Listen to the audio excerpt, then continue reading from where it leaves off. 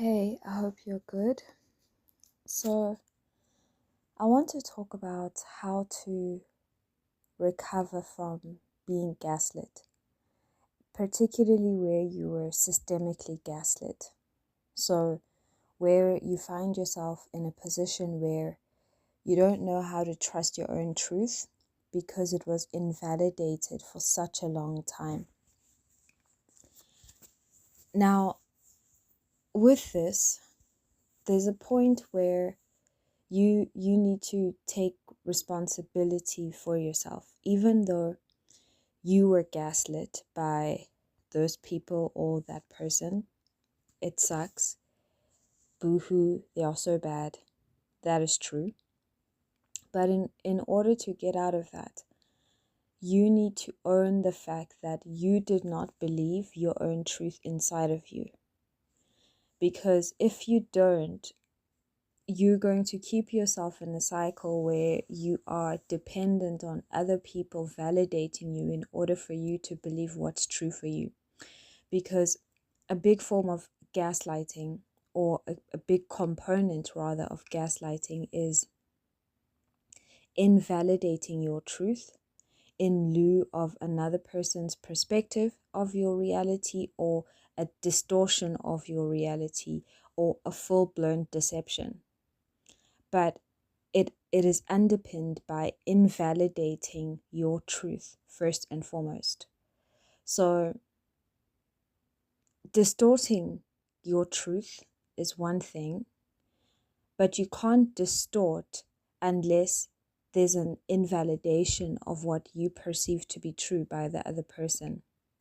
For example, let's say you were bullied by some kids in grade 5, and in their bullying, they used to tease you and they used to harass you. But then when you recount that, they say, no, we were just playing. As if you were consenting to what they were doing to you, when you were not consenting to what they were doing to you. You were not playing, you were being bullied. So, and let's say they carry that story from that moment. They call you names, they humiliate you, they degrade you, they berate you, they make you the butt end of their jokes, they backstab you, they gossip about you, they betray you. All of the bullying things that they do to you. And they are enjoying this, obviously. Bullying you gives them a sense of power and pleasure and joy. So they want this to be something that continues. But what they don't want is to take responsibility for what being your bully means and what it makes them out to be. A more insidious version of that is that they know exactly what they're doing and they just want you to go crazy. So they deny this. No, we never bullied you. We were just playing. And then you think, what? You made primary school miserable for me. What are you talking about? But to them, they go, no, we were best friends. Oh my gosh, I loved you. You know, I always thought you were so strong and so resilient, but we were just playing. All those things were jokes. You know, when we flushed your head down the toilet, that was all just a joke. It was a prank. It was fun. Lighten up. Gaslighting you. So for that gaslighting to happen, you need to allow them in that moment to invalidate your truth. And let's add another layer to this. Let's say both your sets of parents corroborate their gaslighting because they don't want to deal with you. They don't want to defend you. They don't want to back you, and they also don't want to have to reprimand what those people did, or they don't want to deal with the fact that it happened on their watch and they were the responsible adults and they never did anything about something so heinous or serious. So now they want you to just let it go. But you have to first acknowledge it to let it go. So instead, they just want to completely invalidate you. Oh no. Or if it's not, we were joking, it's you deserved it. As if a person can ever deserve bullying, but they spin it. So that is now distorting your reality by invalidating your reality.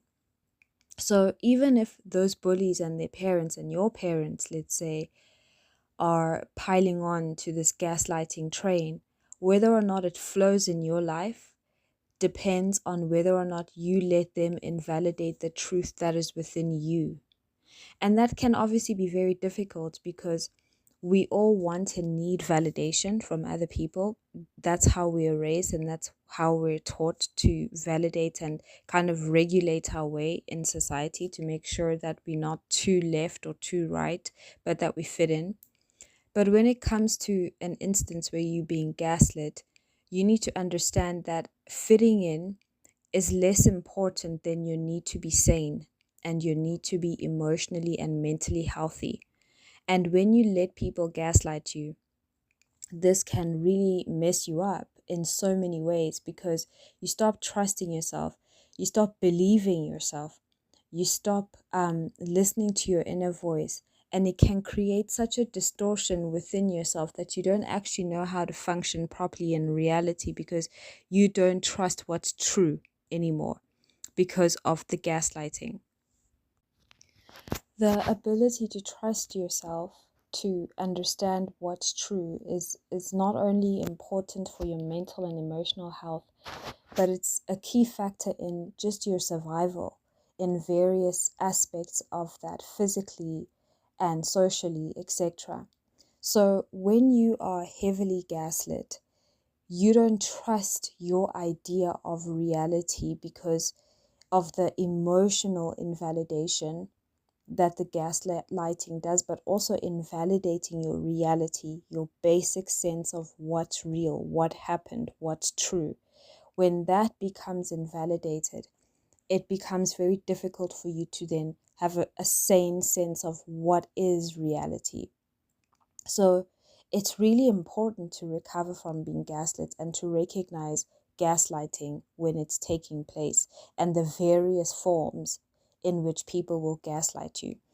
It's not as important to list them, you could research that, but what is more important here is you learning how to trust your truth, how to trust the truth within you, and learning how to self-validate your truth without needing people outside of you to validate you. The second thing is learn to find people.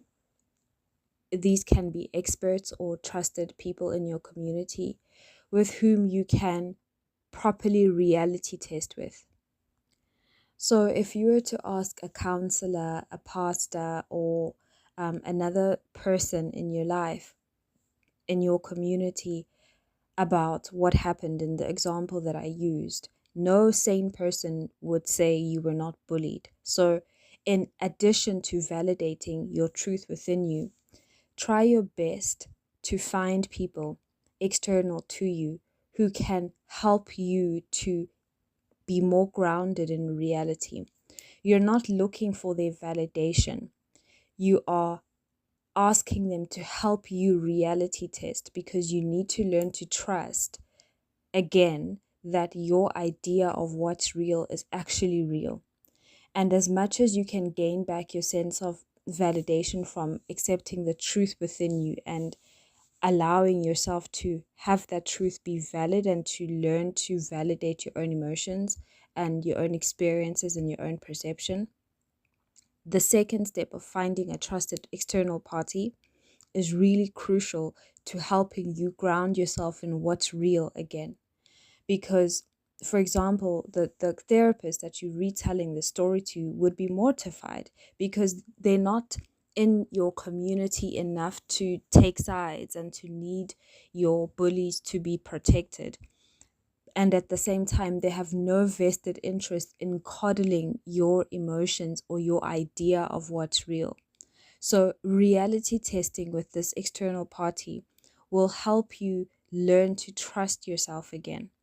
There's nothing wrong with needing validation, but the danger of having been systemically or heavily gaslit is that the validation from outside you becomes a substitute for the validation that is needed within yourself. You need both. You need to validate yourself from within, and then you need an external party who will help ground you in reality by sometimes not agreeing with your perspective of reality, but what they will not do is gaslight and invalidate.